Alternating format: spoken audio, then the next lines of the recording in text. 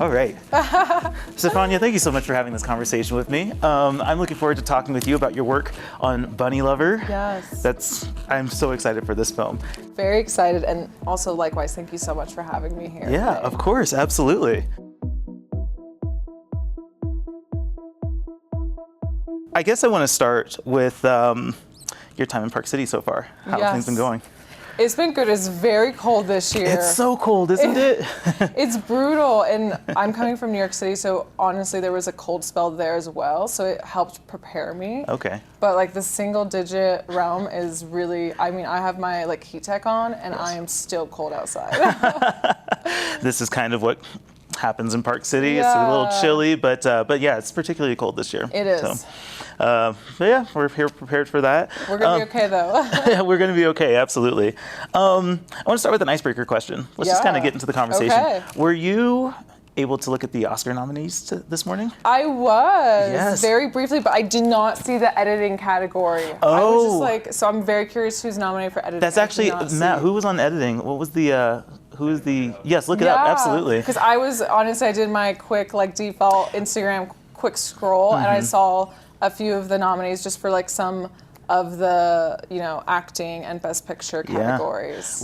So the one thing that did shock us about editing that still is standing out to me is the fact that Dune did not get an editing nomination. Oh my gosh, it didn't? That's wild to me. Oh, I mean, that is such a, like, expansive world, and to really, you know, craft that through the edit, I think is so important. So right, yeah. I mean, it's so interesting how editing really like impacts that movie. I mean, obviously editing is super important, but the thing that I think about is with like part one, it just wasn't a complete enough story for me, and so I was kind of left hanging. But then part two is so amazing, and so much plot, so much is happening, and when you put those two movies together, and you know that's editing, like how they're able to like craft the story and piece it together, and now I can watch both parts together and love it. Yeah, oh, that's such a bummer. Yeah. I'm really curious, who are the other ones? Nora, The Brutalist, Conclave, Amelio, and Lily. Wow, great. Congrats to everyone. That's amazing. It's, I mean, editing is such a interesting field because you're not supposed to feel it really. You know, it's supposed to be invisible. Right. But there is, and when it's good, you don't necessarily feel it, but when it's bad, you can tell, right? You can tell, so true. You feel it, something's awkward, tone is off. So it's just like, it's definitely one of the more invisible arts. Yeah, and it's so important to how a film, you know, the flow and the energy, the momentum of a film is all based on editing. Of course. So, this isn't your first film at Sundance. No. Tendaberry was here last year. Were you able to be here in Park City for that? Yeah, so my very first feature that I edited was Tendaberry, written and directed by Haley Elizabeth Anderson. And that premiered last year in the next category. So I'm so happy to be back year 2 with my second feature at Sundance. It feels like a really nice streak, and I don't want to throw it off for year 3, but we'll see what happens. If there's something that flows around, that'd be even cooler. No, but I'm very grateful. And my first feature, Tendaberry, was such a really beautiful film. The edit process on that was really long. They shot that film over 4 months, or over 4 seasons. Oh, right. Fall, winter, spring, summer, and it followed a real life girl for almost 2 years. So I was kind of working on that edit for almost 2 years, and just in portions. So when it culminated into us getting accepted into Sundance, it was just like such a euphoric moment because it was a really long process. Yeah, absolutely. I'm so upset that I missed that at Sundance last year, and I'm gonna have to figure out when to watch so it. it's finally coming out in the next 2 months. I will definitely shoot you the link and like give you the info when it comes out. But I'm so excited for that to be in the world because it's truly such a special first film. It was Haley's debut feature. It was my debut feature, and Bunnylovr is Katarina's debut feature. Yeah. And I'm excited that I had like a little bit more experience on this one. So I'm just really thankful to be here again. That is so cool to see so much new talent getting this much exposure. That's awesome. It's amazing that I really feel like nowadays everyone is very open to first-time filmmakers who have very important stories to tell, but obviously it's harder to get that first feature made because a lot of proof needs to be shown for financiers, for whoever to kind of back you to make it. And I think it's really beautiful that people are opening up to, yes, first-time filmmakers really do have a strong story and a voice, and we should make their film. Yeah, I that's something that I really pay attention to at Sundance is first-time filmmakers. I think Sundance just really has a great nose for showcasing first-time filmmakers, and so that's incredible. But now that you have some experience with Sundance, I mean, tell me about what that experience was like last year, and maybe how that's helping you be here and be present this year. Yeah, I mean, it was so novel last year and new, and you're kind of just like taking everything in. I was trying to see all the movies I can, but then I was fatiguing because I was trying to see all these movies and we know all go to about these that. events. And I think by the time our premiere rolled around on Sunday last year, I was just exhausted. We were on the red carpet, and I was like, wow, we still haven't even premiered yet, and I've arrived and I'm already so tired. But the adrenaline just keeps you going through the week, and that was really just such a beautiful first experience to share with other people who were also having a first experience. And I'm so excited to be back now, because now I know how to kind of manage my time and efforts, and now I'm connecting a lot more with other people and speaking on behalf of Bunnylovr. So it's really great to kind of go at it a second round. That's incredible. Yeah. Very cool. Well, let's talk about Bunnylovr. For those who are just discovering the film, can you kind of give a synopsis on what Bunnylovr is about? Yeah, so Bunnylovr is about a young Asian American cam girl.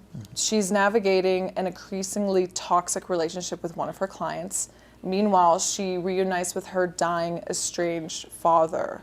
So it's kind of a film about navigating intimacy, both online and in person, and how that's nuanced and messy and complicated and subtle, but it's still such a valid story to share. And it's a really interesting film in the sense of it blends a bit of different genres and tone.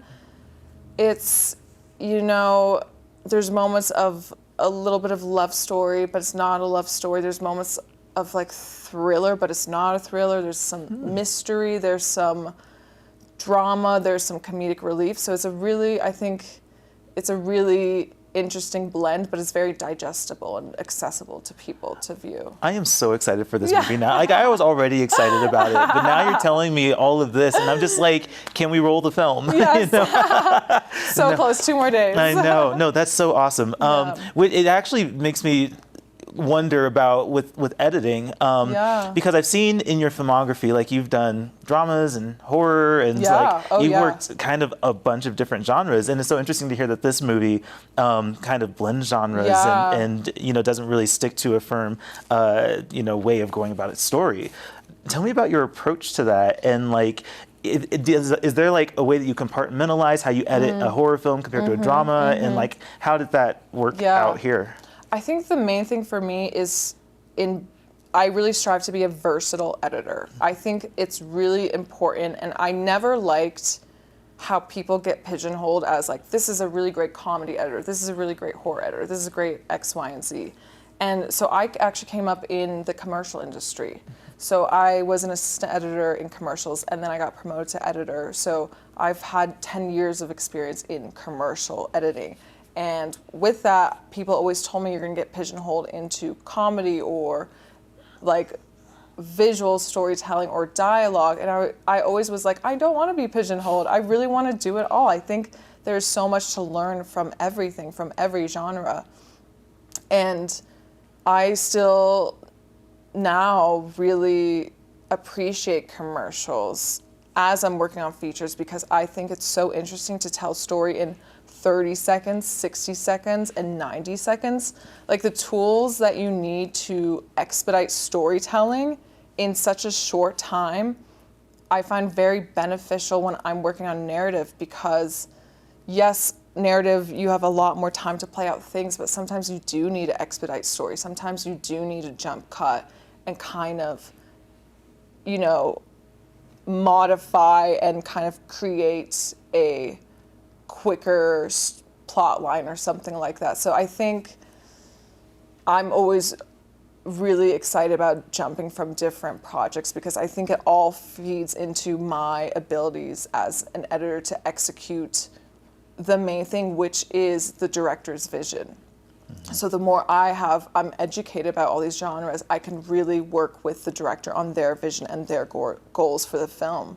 And so the tone for Bunnylovr is, it was pretty kind of open, and it was definitely like this pendulum swinging for us. Like Katarina and I had the same sensibilities, but it was almost hard to articulate at first. And so we just kind of had to edit and go and be like, yes, this is the moment. This is what's working. Let's maintain this throughout the whole film. And then obviously when you're sequencing an entire film, you have to kind of look at it again and be like, wait, is this the consistent tone throughout? Oh no, it's not. This falls off here, this and this. And it's kind of, tone is sometimes hard to articulate, but it is important to kind of get on the same page with your director about that. Yeah, being hard to articulate, that's something that I relate with so much because, I do very amateur editing, for the work I do here and my day job. I have editing work that I do as well. And so it's tough when I'm working with the teams when I'm trying to say, like, okay, I want to do this, and they're not quite getting it, and then I just have to go and do it and be like, this is what I'm trying to accomplish here, right? Of course. That's such a, I guess when you get into a narrative film position, all of that is predetermined and done ahead of time, but it sounds like you guys really kind of are flexible and like work it out as you go. Yeah, definitely. And so the director's role is to communicate, right? They're supposed to communicate their vision to each department and hope that their vision comes across with everyone collaborating. And in editing, you also have to be a really strong communicator because you need to make sure you're on the same page with the director and that you are kind of conveying the story that needs to be told. And I find that, yes, sometimes we talk about films that are references for Bunnylovr, or we talk about things we like or don't like, but sometimes you just have to get in and see the footage and react to it and be like, okay, no, there's this other beautiful moment happening. So you have to kind of remain open. And I think it still all goes towards the film that was first written by Katarina, but it's great to still be open about where things could shift. That's incredible. Yeah. I guess I also am just really curious about what you want people, or maybe hope that people notice about the editing in the film. Is there something that is a part of the edit that you think is something that people might want to catch on to or pay attention to as they're watching the movie? Ooh, that's a really good question. I think it's, the challenge and the part of editing Bunnylovr that I was excited about was Rebecca, the main character, she has a relationship with a client, and that is on a laptop, that's online. So, and for a good chunk of the film, the client is off video, so it's just a black screen. So it was quite challenging to edit that charm because they first have to flirt and kind of get into this charming world, and then tension starts to build.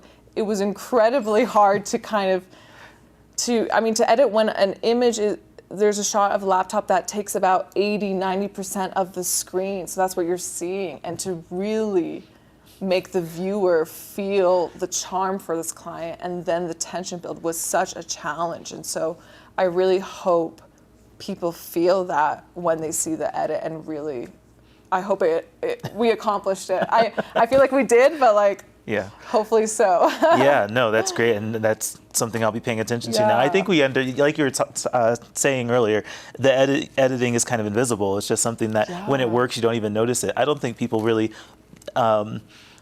recognize the amount of work that goes into shots like that, where you're editing, in that way. It's just, oh yeah, this is just how people talk, right? And so. Yeah, and one of the main characters is a laptop essentially. So that, how difficult is that? Someone that you don't see body language, you can't kind of bounce off how they visually look. It's just it's really, a black screen. It's the voice that you're using.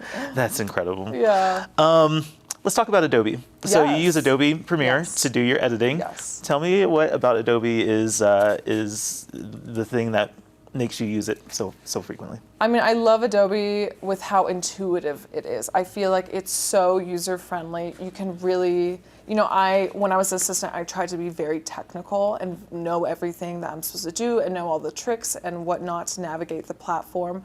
But as an editor, the technical side kind of fades to the background as I'm really focusing on creativity and trying to use all my brain power to make creative decisions constantly when you're editing, because you're making hundreds of decisions every day: where to cut, how to cut, what is the sequencing here. So for me, Premiere is like so intuitive that even if I don't know something technically, it's so easy to figure out. I can just move something around, I can quickly look it up and understand it, and it's just so intuitive. And I mainly use productions for my projects because my projects get so big that productions really allows me to navigate a project without it getting bogged down, because I'm a little psychotic or neurotic and want to save everything, every version of my film. So I am duping my sequence all the time, and that creates so many edits, and that just kind of makes the project so big. So when you can use productions and just have all your edits in just one project and then your audio in another project, that really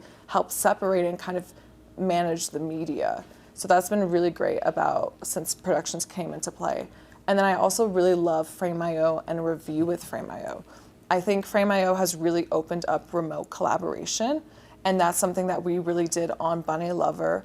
Yes, I was in the edit with Katarina, the director, every day, but we had producers remotely, so we would upload the cut for them, and then they would watch it and leave notes. And then with review with Frame.io, I could take those time-coded specific notes and ingest it into my sequence. And then even though I'm live editing and shifting things around and time code is getting shifty, those notes stay attached to the scenes of where they are. So it's so helpful for organization as well. I need to learn this. Someone else was talking Yes. about productions, and this is a feature I have not dived into yet. Yeah. And so I love hearing this enthusiasm for it. I'm going to have to go learn this. Yeah. And then I also love speech to text feature. Oh, that's so great. It's so good. I mean, I don't necessarily do much documentary work anymore, but in Bunnylovr, there's a few lengthy monologues, and I try my best to memorize the script, but sometimes my brain gets scattered, and I'm like, oh, that line, what order was it in? Like, is it the first line? Is it the 5th, 10th line? And so I just quickly open up speech to text and type in like the buzzwords from that line, and it takes me immediately to it. And I'm like, okay, great. Like, here you go, Katarina. Here's that line in the 5 takes, so that is super helpful to streamline. That's so cool. Yeah. I'm taking notes when I do these interviews, because I think that this is such great information for me to know, and I'm happy that we're here to share it with other people that do these things. Yeah. I think we'll go ahead and start bringing this to a close. Yeah. But I just kind of want to know a little bit more about what you might have coming up. Is there anything that you're working on now that you might have getting to Sundance next year? Ooh, no films right now. I'm Okay. very open. I'm definitely being offered some, so I'm taking my time and Yes. reviewing them and seeing what's the next project. But I did just finish Bunnylovr in November, so I have just been taking on some commercials right now, which is really helpful. You know what? That's something I wanted to ask about. Never mind. We're going to keep the interview going. I love it. Maybe I'll go in and edit this back in. Yes, I love it. No, so something I was just thinking. There's something that I wanted to talk about. So with the premise of the movie, it was interesting reading the synopsis on the page, because the Oscar nominations just came out, and one of the most nominated films that's there is Anora, which is a movie that is also talking about sex work, and just seems like a subject matter that's becoming more and more prominent in the filmmaking industry. So I guess as you're editing Bunnylovr and Anora is kind of taking off, like how did that have any effect on how you guys approach the story, approach editing? Like, what was the effect of that? Anora is such a beautiful film, and I really enjoyed watching that film.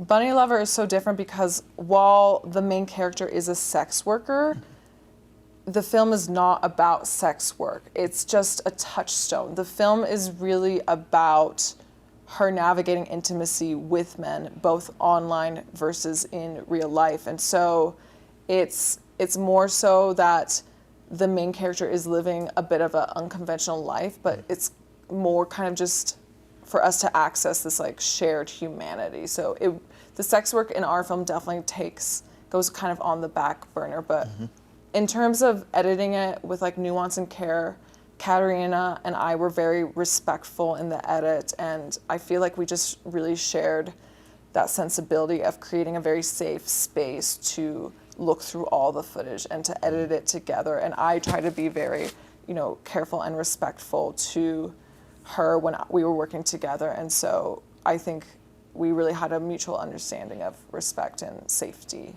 in the edit. Awesome. Yeah. Awesome. Well, we're here in Park City. What is the one thing that you need to do in Park City before you leave? I have to go to No Name Saloon. No Name Saloon. My favorite bar. Oh, It right. is so fun. It's just so rowdy and loud, and like I love the vibes, very Park City vibes. So Yeah, I that's always on love- Main Street, right? Yes, I always love swinging by. That's awesome. I feel like I've Yeah. been there before, but I'm gonna have to make another trip again. Yeah. I love the energy and the atmosphere on Main Street, and Yes. yeah, the saloon environment is just it's great energy. It's great. And don't you love the like slight slope? The slight up and the walking. I try to work out as much as possible. I can't do it as much here, and so Oh that my slope gosh. is just kind of That's helping a me. workout, right? Yes, it's gradual, but it's just steep Oh, enough to where you are getting those steps in. Oh yeah, it gets you. It gets you. Well, I really appreciate you talking with me again. Yeah. Thank you so much, and congratulations on Bunnylovr being here at Sundance. And I'm so excited for the film to premiere and for people to see it. Oh, thank you so much. I'm excited for you to watch it and for everyone else in the world to see it as well when it comes out.